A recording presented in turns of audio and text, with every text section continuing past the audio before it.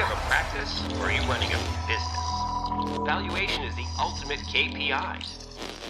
Hey there, it's Mike Langford. Welcome to another episode of the Modern Financial Advisor Podcast, brought to you by Truelytics, the one and only comprehensive advisor transition management platform.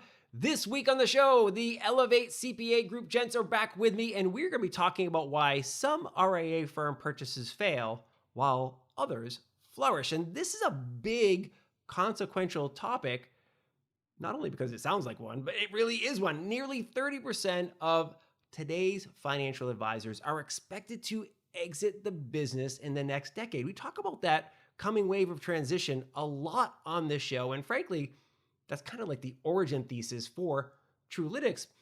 And what that means is those advisors are going to exit the business by selling their business, either through planned succession or traditional M&A. And what it also means is on the other side of that equation, there's a buyer. Either that buyer is an individual advisor or that buyer is, a firm acquiring another firm.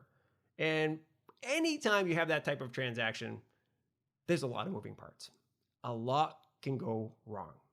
And what we wanted to do is have Brian, Joe, and Rick back on the show to talk about some of the things that buyers and sellers can do pre and post acquisition to make sure the deal is a success for everybody involved, including the clients and the staffs of the firm. Everybody will be happy, okay? You are going to love this episode.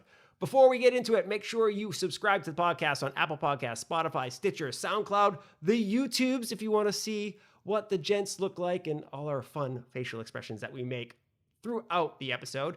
And as always, if you have questions or suggestions for guests or topics for the show, please send those in, podcast@truelytics.com, or you can reach out to us, swing by truelytics.com, use that contact form, or you can just reach out on the socials. I'm at Mike Langford everywhere. You can also find Truelytics active on LinkedIn, Twitter, Facebook, and again, YouTube, okay? Let's get to the conversation with Brian Natal, Joe DeMarco, and Rick Wilkins of the famous spreadsheet Wilkinses. Let's do it. Joe DeMarco, Brian Natal, and Rick Wilkins of the most magnificent spreadsheet creation known to man. Welcome back to the Modern Financial Advisor Podcast. It's so great to have Team Elevate CPA Group with us again. How you guys doing? Good. Doing well. Doing well. Great. Yeah. Excellent. Well, thanks. It's fantastic to see you guys. And by the way, thank you for being flexible, for bouncing around on the technology here. We tried one solution, now we're on another solution. And I always tell everybody, anyone who's doing a podcast or these video recording things, have a couple of backup solutions. Have some things in your pocket. They're not that expensive. So be ready in the event that one of them decides to fail you or act a little wonky. That's probably what you tell your clients too. Have a backup plan. Exactly. So your team reached out with an idea to get you guys back on the show that I thought was so fantastic, and I couldn't wait to do it. And of course, I did have to wait because this thing called tax season, which seems to get guys in your profession busy every year for some reason, popped up in the way. But I'm really, really excited about it. So the suggestion topic was success versus failure. Why some RIA firms, the purchases of some RIA firms fail while others flourish. And I'm like, that's an awesome idea, because I guarantee you there's been lots of failures, right? Or what less than ideal outcomes, right? And then others that just turn out way better than we might have imagined. So, Joe, why don't we start with you? When you think about this, how do you? Well, actually, maybe do you have any examples of a financial advisory firm, a purchase that's kind of gone south that you can think of without naming names, of course? Yeah, I don't have one that's gone south in particular. I will say I have one that I'm working with now that's gone in the opposite direction.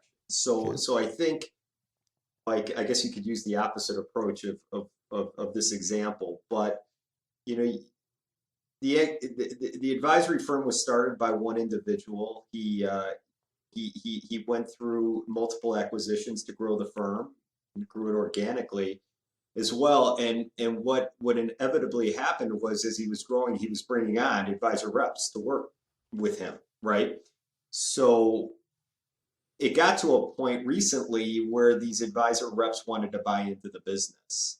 and and I'm sure with any business, for it to grow and do well or to backfire, you're going to, in a service industry, you're going to hit that point. You'll hit that tipping point where someone's going to want to buy it, more than likely, right?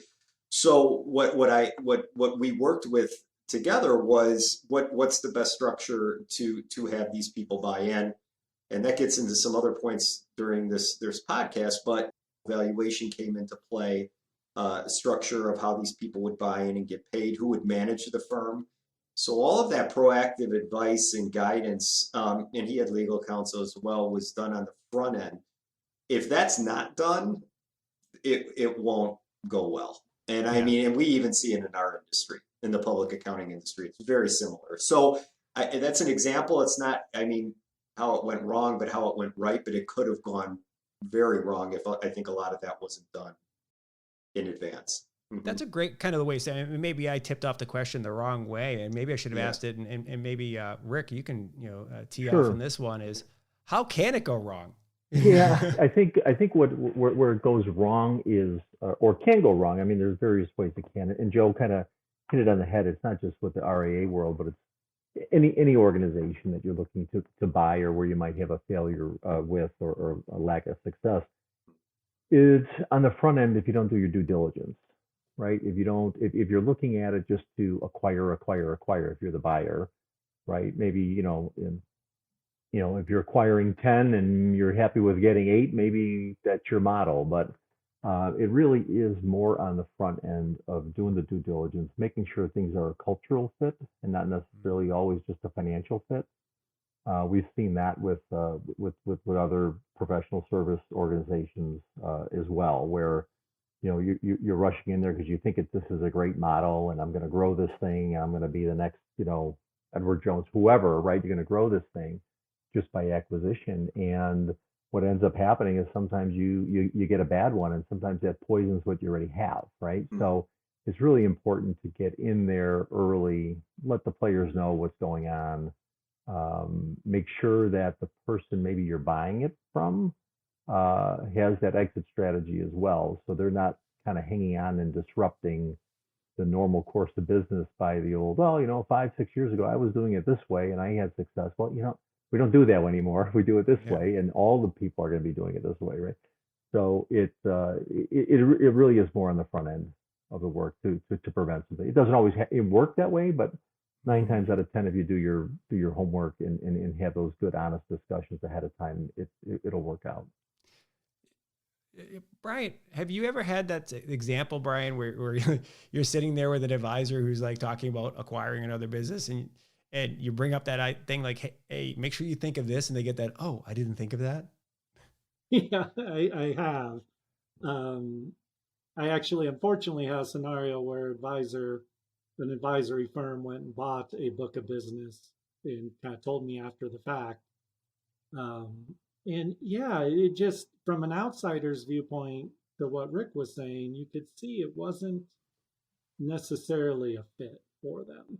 It wasn't quite the same wealth range of clients. The clients weren't as sophisticated, probably weren't looking for the same level of service.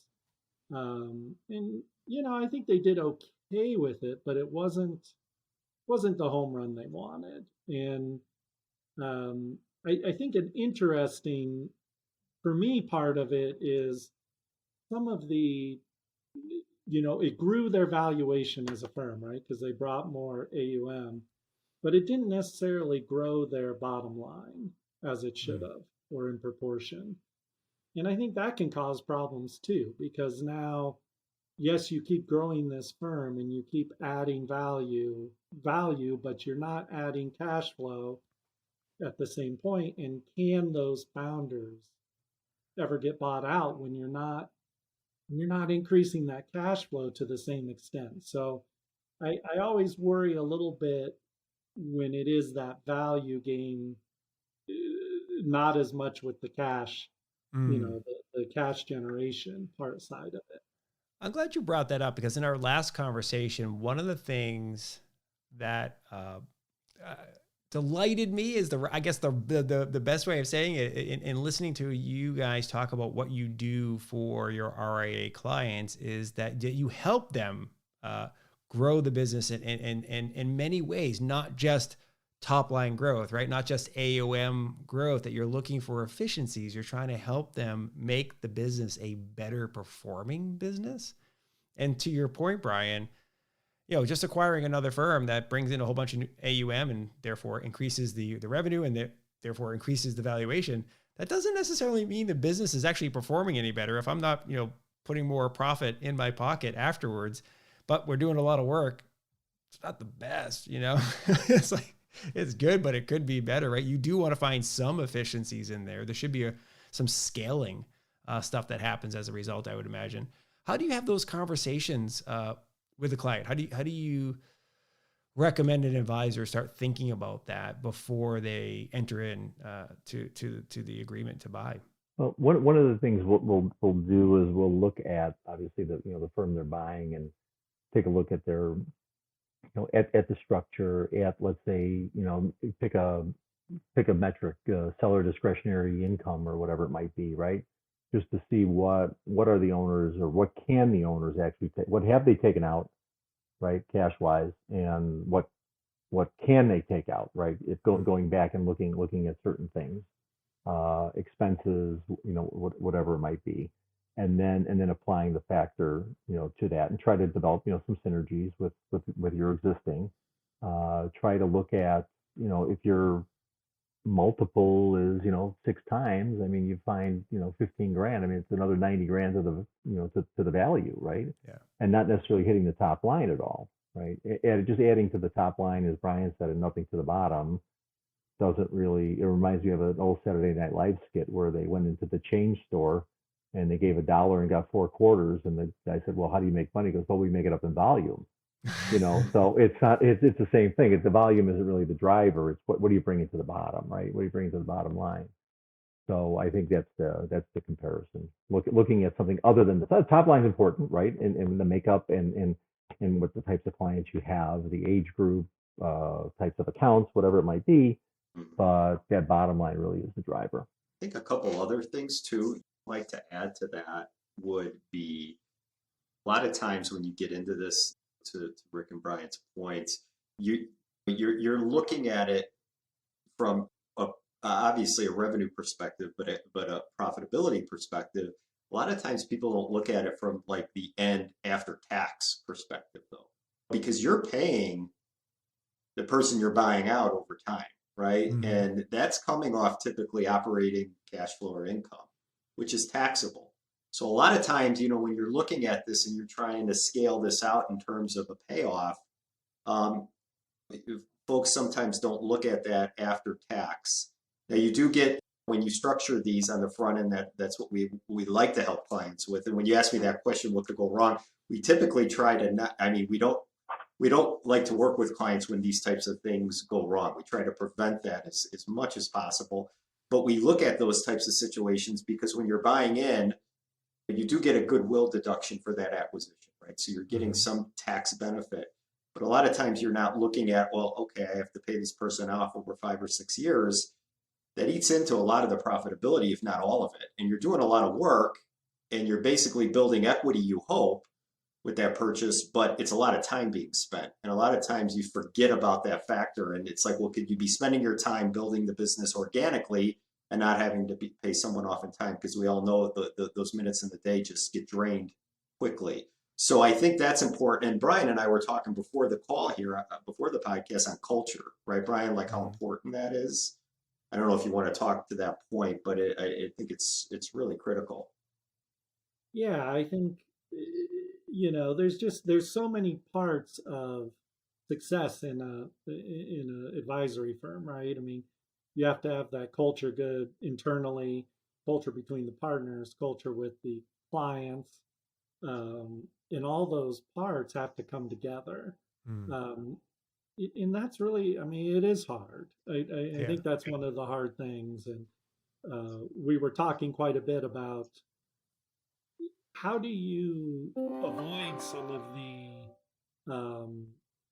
some of the landmines that are out there, that if you just have those conversations on the front end, and this isn't as much in purchases, maybe it's more with two or more advisors coming together, either joining their businesses or going out on their own, but really having those conversations about how are we going to treat this entity? Are we eat what you kill, kind of a conglomerate of multiple advisors that share a name in a space, but that's about it? Or are we really trying to build a business here? And it's not eat what you kill. It's all for one for all in some way, shape, or form. And those are, when we see several years down the road after advisors or to Rick's point, any service provider that blow up, compensation is almost always the issue. Right. And it's because some of these things weren't ever discussed on the front end or really thought about from when the money wasn't sitting there in front of us. It becomes a lot harder when that money's there and people are trying to grab it. You brought up a couple of really interesting issues there. I mean, number one, like, when you think about the business, right? The collective, is it a group of individuals doing individual stuff with, oh yeah, we're going to share some overhead, right? I mean, that's one way of doing it. So we all have our own book of business. You do yours, I do mine. We'll share an admin and we'll share a building, but go on your own way. Or like you said, is this a business that functions that in the event that, one of us, has to take some time off, the business still functions, but the clients will come in and see who's available? Or a scenario where the other one that it's interesting to me is talents, right? So we all have different talents, right? So I'm really good at talking. That's my thing. Well, some people are great at sales. Some people are great. They're great rainmakers, right? I'm great at surfing indoors here. I might say. But you know what I mean? Like, so everybody's got different talents, different strengths. And then you get together and you realize, hey, Joe, man, you were just great at bringing on the new clients and onboarding clients and so forth. Brian is the really good operational dude, making us more efficient. And Rick's amazing at spreadsheets, as we've covered many times. He's just phenomenal. How do you guys coach? I mean, you actually had to walk through this process together. You formed Elevate CPA from other. How do you advise or walk advisors through this cultural fit thing? Because you're right, it is so important. And then how do you walk them through that compensation conversation? Yeah, compensation's the tough one, right? Yeah. I think you do need an advisor that's willing to say the hard things, and willing to put people on the spot a little bit. I think it's some of the what if questions that need to be asked. What if we got a $30 million client here? How would we split that? What if it's my golfing buddy, father or something? Whatever it is, you have to throw out those scenarios, and I think the more you can do that, the more it forces people to kind of speak their mind and see, are you really on that fit? I think, the harder one, and maybe Rick or Joe have some other insight on this one too, is how do you get people doing their highest and best views and valuing all these things? I think it's really hard in service type industries, and investment advisors are no different. Everybody thinks they have to be a producer. It's all about production, client relations, all those things. But what about that person who's charting the way for the firm and doing those things that are building that structure to let us grow? Are those as valuable? And that's really is kind of a cultural decision you have to make. Right, and you have to be on the same wavelength with that, right? So if I think I'm more on the sales, marketing, bringing in business side, and I haven't brought anything in 5 or 6 years, someone's got to be able to tell me you're not that guy, right? You're not, and they hopefully it doesn't take 5 or 6 years for someone to say that, but sometimes it does, because to Brian's point, you got to have those difficult difficult discussions, sometimes. So I think people need to sit down and lay out what they believe their strengths are and what they want to do. And you can't have everybody doing the same thing and someone not doing one thing. But everybody has to be on the same page with that and honest with, that's not really you might think it's your strength, but it's not. Yeah. It really is something else. So. And I think lastly, on both those points, Mike, when you ask, how do we go about it? And I think that's what makes Elevate unique, because what we do is when we start working with a client, we are working with a client consistently. Like, it's not, you can't guide someone if you don't know all the moving parts of their personalities. It's impossible. Like, we can't bring a client on a new RIA and say, we're going to speak with you at the end of the year for tax planning and we'll give you your tax returns. That's not going to provide them any value at all with getting advice from a third party that have seen a lot of arrangements and seen a lot of businesses and seen a lot of RIAs, to give them value to say, hey, maybe you should look out for this, or hey, you're thinking about acquiring this firm, these are things you should look into. So our approach has always been more of that proactive approach, where once we work with a client, hence like our CFO arrangement, but we have our tax background as well to provide, it's every month we're touching base, because usually questions lead into more questions. That always, it's inevitable.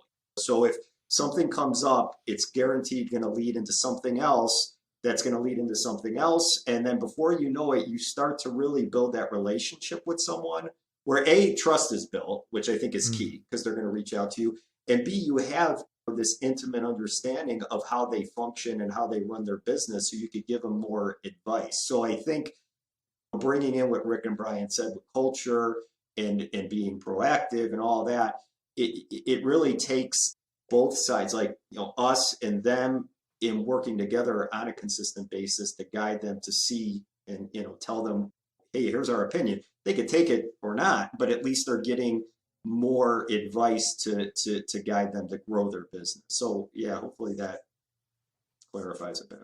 Yeah, no, it does. It helps a lot. Yeah. Brian?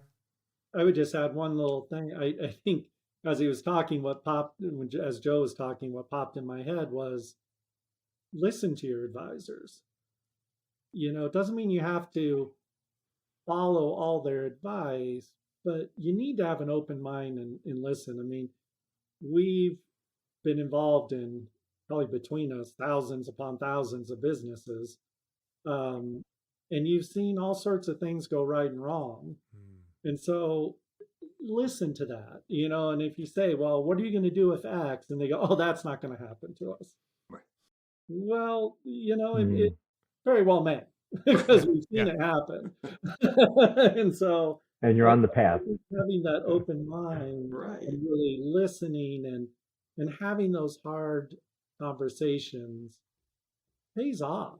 I mean, it really does pay off.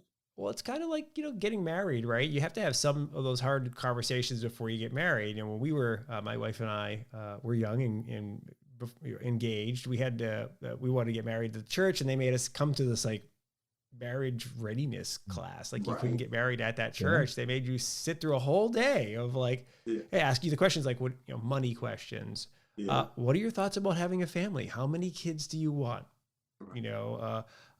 What type of house do you want to live in? Like, what are your aspirations for your type of life? And those are good questions to have for any couple that you may not have, thought about it before. Like, oh, you're a city guy, I'm a country girl. Like, are we going to be able to do this? A suburb's going to be an adequate compromise. You don't want any kids? Like, I want a dozen, whatever, that type of stuff. So it's a really, but having those conversations, is really smart.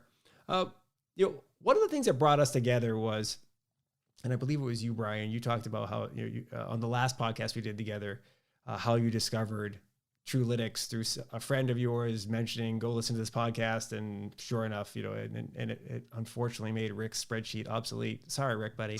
Appreciate it. Yeah, I'm working on revision number 3, so we'll get there. But Google actually followed up with Rick. We have an offer on the table right now they- from Google, nice, right, Rick? right? They want to Right, buy it, yeah. implement it as part of their Yeah. system. Oh. Yeah. But Yeah, what Melinda Gates just lost her big investor, so now she's coming to me to look for something. this is going true. on This is true, with right? the Yeah, spreadsheet, exactly. Yeah, You're about to be the yeah, Yeah. be the Wilkins Foundation sometime before you know it. It's gonna be great. yeah. So one of the things that you talked about was like how you're using the tool to help with clients. I wonder if you use Truelytics in any interesting ways to kind of create an objective picture as two companies or two businesses are thinking about merging or one acquiring another outright. Do you kind of like line it up and go, okay, strengths, weaknesses here? Like how are you using the tool? I mean, this is not a Truelytics, what's that Truelytics podcast, but it's not a commercial necessarily, but I'm curious, like how are you using the tool to kind of maybe, because some of the stuff we talked about so far, there's a little bit of some might call it squishiness, but it's the softer side things. Like, how are you going to feel about this? And I am going to feel about this. But like, as you said, like, let's get some objectivity here. Like, this is what this says. Like, right? I think it is. It's such a great tool to put those objective numbers to things. It's not only valuation, which I think if you're buying, you should be independently looking at a valuation, and not just taking what, oftentimes the business broker is bringing you on the value. But I think it's all those other things, the number of relationships, the generations in the relationships, the ages, a lot of those KPIs really can make a big difference. And I think just like we talked about before, that we can help a current RIA get those things stronger. I think on the merger and the sales, you can really look at where are those opportunities. Where are those opportunities to get stronger, or is this really, if I'm looking at two potential purchases, I'm guessing they're not apples to apples, even if they're the same amount of assets under management. That makes a lot of sense. So let's switch gears a little bit about kind of like the post acquisition, if you want to call it, or post merger world, where we have a scenario where you didn't just have two advisors coming together, but you had teams coming together, right? So there's clerical staff, if you will, right, office staff. There are junior advisors and more senior advisors on now. The war for talent is a real deal, right? And so anytime that you have that type of movement, they see the ownership change, and there's likely and logically, I think, everybody starts going, do I like this?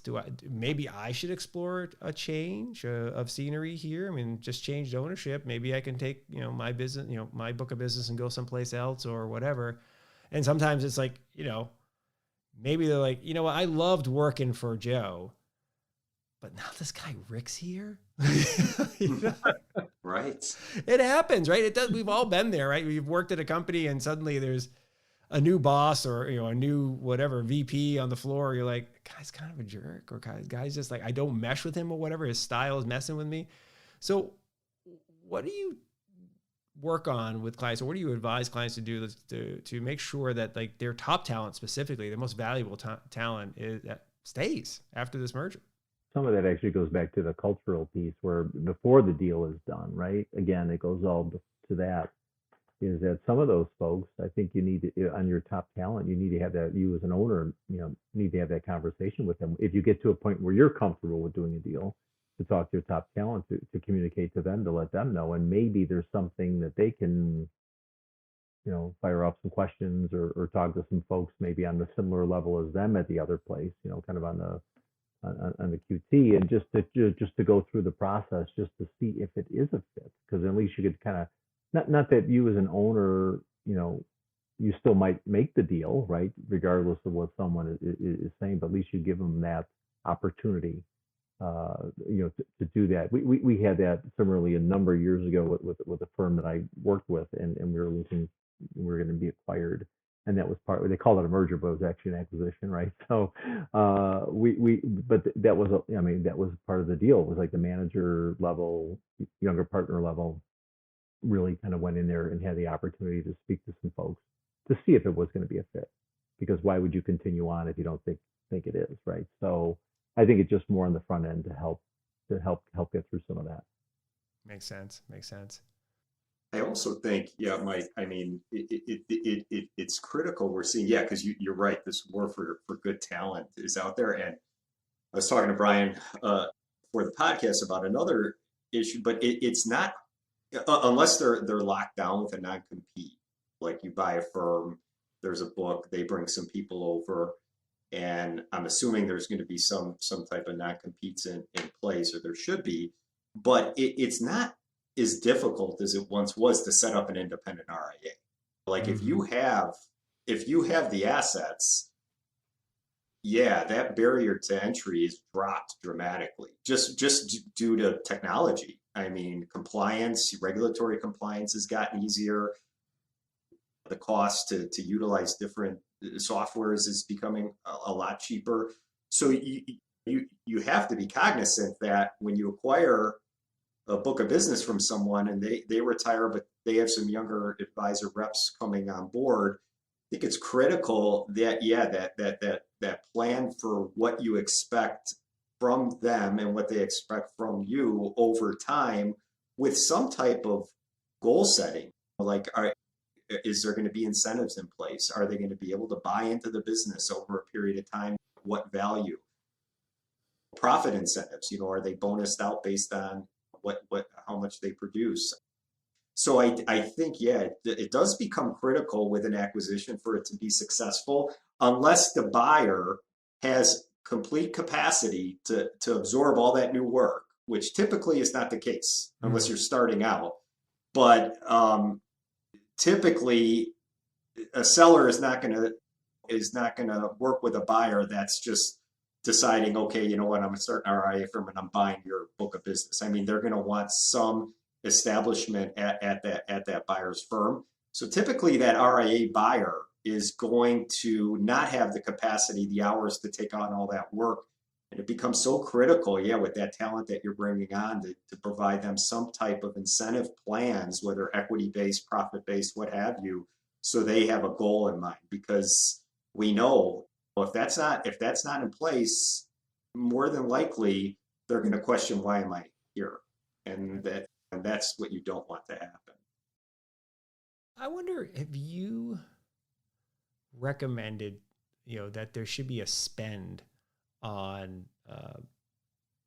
or an investment, let's call it investment, I guess, but on, post-acquisition merger fit stuff. Like I can't articulate it the right way, but if I were buying a house as an example, or I'm buying a business, what like a retail business of some sort, I'm going to want to put some new paint on the walls. Probably I'm going to want to probably change like the things that haven't been done in a while, right? I mean, change the carpeting, whatever it is. But there's going to be some things you want to do. So to make sure it does feel new, or you're walking into it and it's stable. In the case of talent, if I'm acquiring another business, we're merging two companies, and like you said, merging two cultures, it may be worth spending a few tens of thousands of dollars to do some offsite workshop type stuff, to do some leadership training maybe, or to like you said, have these discussions about comp plans, making sure that you don't find out, hey, here we're joining teams, and oh, by the way, the comp plans are different for the legacy people and the new folks. Like, cause that can get ugly real quick when you start finding like, oh, well, you're with Joe's old company. Yeah. You guys get paid well. Brian pays us like crap compared to you guys, Right. And that gets around quickly. Yeah. People talk quickly. They find that out. Yeah. Within days. Yeah. That so-and-so is making X, and yeah, no doubt about it. I think to your point, there's a certain number of people who are just going to be frustrated with change. Sure. We have to change phone systems, if we even have phone systems. Right. Or whatever it is, computer systems, and that's going to put them over the edge. Yeah. Or software, something that is, Yeah, and there's just a certain amount of people in an organization that it has nothing to do with numbers, it has nothing to do with their day to day, it's just change. Yeah. And change is going to blow them up. And so I think identifying who are those key people? Are those key people we can work with, people who are going to flow with this change and see for the better here? And focus on, and people who will focus on the material items, how we're doing our client interactions, our investment strategy, our sales process. Those are material items, not, our carpet's blue instead of gray now, and I'm pissed. So, Well, look, gray, blue can really get on your nerves after a while. To say it's depressing. You ever see that football team? Like, there's a college football field that has a blue field. Yeah, I think it's Oregon, or is it Oregon? Or I thought it was Boise State. Yeah, I think you're right. I think it is Boise. It drives me nuts every time I see it on the TV. It makes me want to throw up. I'm like, I can't imagine playing on that thing. Yeah. Anyway, don't put blue AstroTurf in your conference room. Just saying, it'll annoy people post merger. We've only got about 10 minutes or so left with each other on this. Some of these topics here, but I'm fascinated by this. One of the notes that your team sent over, is kind of knowing your numbers and understanding quality of earnings to the business valuation. So what are the quality of the earnings as you're thinking about this? Because I would imagine there's difference. So in your mind, when you're advising advisors who are getting ready to enter an M&A or just outright acquisition, what should they be looking at from a quality perspective?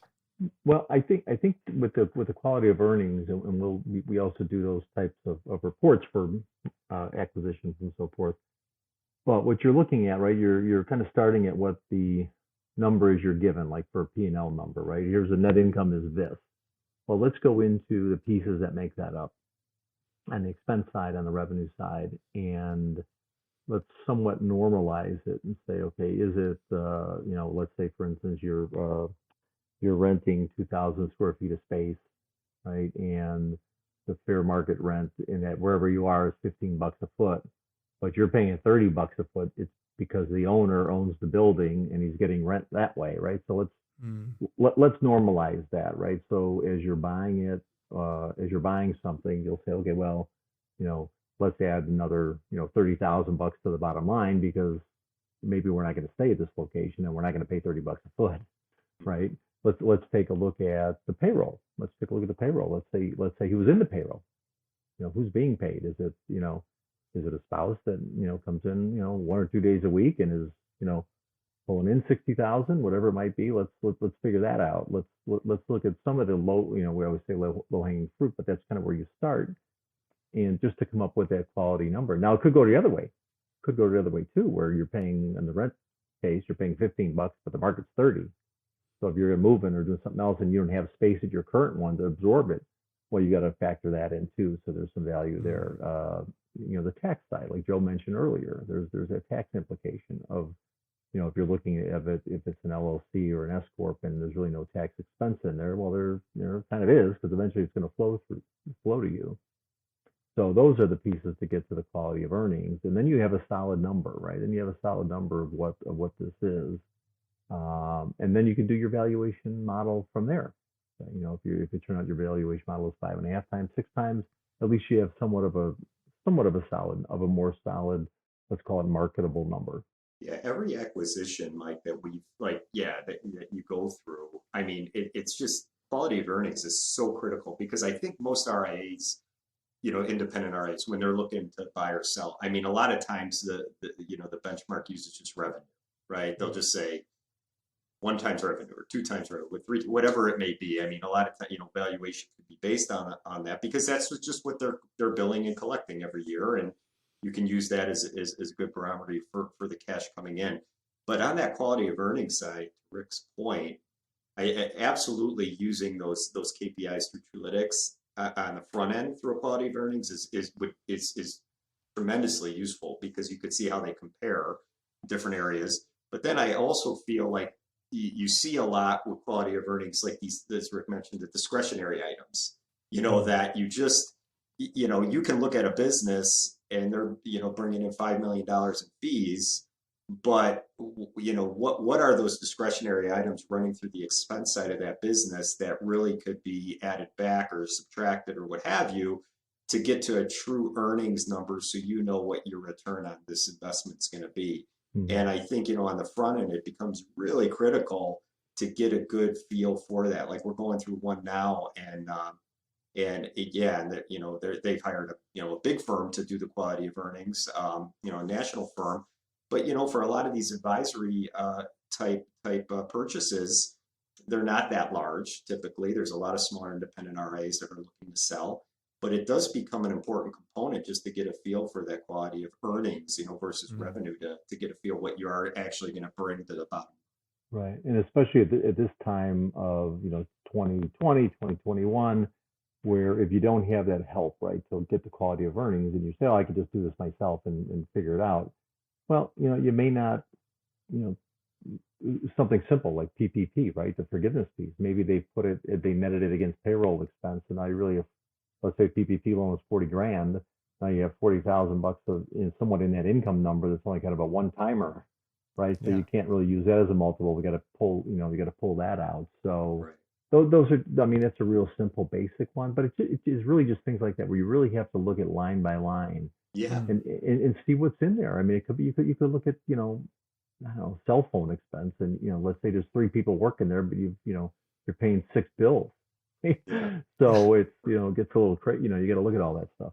Yeah, it's getting into the weeds. Yeah, it's definitely gets into the details, but that's what you pay a CPA to do. You're getting into the details. Yeah.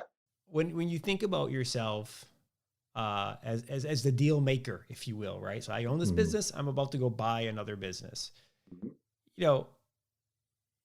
On the one hand, you could be sitting there going, I don't want to get into all the weeds. It's like, well, yeah, that's why you hire somebody else to get into the weeds and surface the stuff that you need to look at, right? Because yes, it can be overwhelming and crazy time consuming. I think about myself and my business here. It's like, look, I don't want to have to do all the podcast editing and all the video editing. So I hire somebody to do the editing process, right? Because otherwise I can spend 10 hours editing something up and so forth. And that's taking me away from talking to another client for producing a show or actually producing another show. Like it's just like being on the show and creating more content, right? And so the more time I'm spending in the weeds, right? But it doesn't mean it's not valuable. It still has to get done. Is you have to decide, are you going to do it? Because to your point, what Rick was really surfacing is, wow, there's a lot of landmines in there. And the quality of earnings that you may think, oh, great, they've got 100 million AUM, looks fantastic. They're it's producing, 1.2 million of revenue every year, earnings, after owners compensation, 200 grand. That's amazing. You might find like, oh crap, there's some fluff crap in there that they're counting incorrectly that we should have known about. It could be a rude awakening. Yeah, I think it goes back again. I think buyers and sellers often don't want to face the truth or the bad facts. They fall in love with the car. Yeah. They don't want to hear anything bad about it. And I think that is what you're relying on your advisors, is to really sit down and go, no, you need to hear this. You need to understand it. Yeah. Because we all have been there. We've all made those purchases, hopefully small ones, where gosh darn it, if I only would have researched it. Yep. That's a great point that we all had that. And it's kind of you can all think of that one thing. For me, the refrigerator with the ice maker. I remember getting ready to buy the refrigerator, went online and looked at the reviews, and several people said loud ice maker, and it's kind of violently throws the ice out at you. I'm like, whatever. And no joke, this refrigerator still does that. And it drives me nuts. And I was like, why didn't I just listen? I could have avoided this type of thing. So, but it looks cool. So avoid the noisy and loud ice maker violence from my kitchen. Well, gentlemen, this has been fantastic. As always, people can follow up with you at Elevate CPA Group, correct? And you're all active on LinkedIn. Any parting words of wisdom for our listeners as they're thinking about embarking upon acquiring another business or selling their business or merging with another? I would just say just as much as you could do up front, do what you can at that point. Similar to your thought earlier, Mike, your analogy with the home buying, depending on, if you're buying a home that's really not a lot of money and you just want to get a general inspector, which could be yourself, right? Get in there, check it out. But if you're something that has some value to it, get the specialist in there to take a look and do all that due diligence. So there's a lot less headaches in the back end. Perfect. Well, gentlemen, thank you very much. It's been great having you on the show again. Awesome. I'm sure we'll have you again sometime in the future. Yes. Maybe we'll do it in person. Now that we're all vaccinated, we'll be able to, Right. have you come down here to Austin or something. We'll hang out, put a bunch of microphones around the table with beers next to each microphone, and it'll be the best recording experience of your life. Excellent. Sounds good. All right, gents. Thank you very much. Thanks, Okay. Mike. Take Thanks. care. Yep. We'll talk to you. Thank you very much for listening to and or watching this episode of the Modern Financial Advisor podcast. It's always fantastic to have you with us. I say it every week, and I really do mean it. I hope you got a lot of value out of this conversation with Brian, Joe, and Rick from Elevate CPA Group. This is a really, really important conversation because if you are listening to or watching this podcast, chances are you're going to be involved in an M&A transaction for a financial advisory business sometime in your career, probably in the not too distant future, or maybe in the not too distant past, or you're going through it right now. The stuff we talked about on this episode is really, really important. Of course, make sure you're using Trulytics to get a valuation for both the buyer and seller's business. Make sure you walk through those KPIs and understand how well suited those two businesses are to merge, right? Where the strengths and weaknesses are. But also talk to professionals like Elevate CPA Group to make sure you go through the businesses and ask questions that, frankly, wealth management professionals aren't trained to ask, right?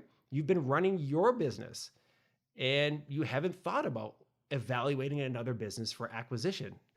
Or you've been running your business and you've never thought about selling your business and the things to look for in an acquirer's business to make sure that it's going to be a good fit for your business, for your employees, for your clients. So make sure you do that. This was an awesome conversation. As always, if you haven't done so already, what are you waiting for? Click the subscribe button on Apple Podcasts, Spotify, Stitcher, YouTube. Give it a like where available, and please do leave us a comment. Let us know what you thought of the show, and then share it on social, right? Chances are, if you like this episode, somebody in your network will as well, and let them know. Share it out. Share it on LinkedIn. Share it on Twitter, Facebook, wherever you like to get your share on. Do it, okay? That's it for me. Hope you have a wonderful day. We will see you next time on the Modern Financial Advisor podcast. See ya. Bye.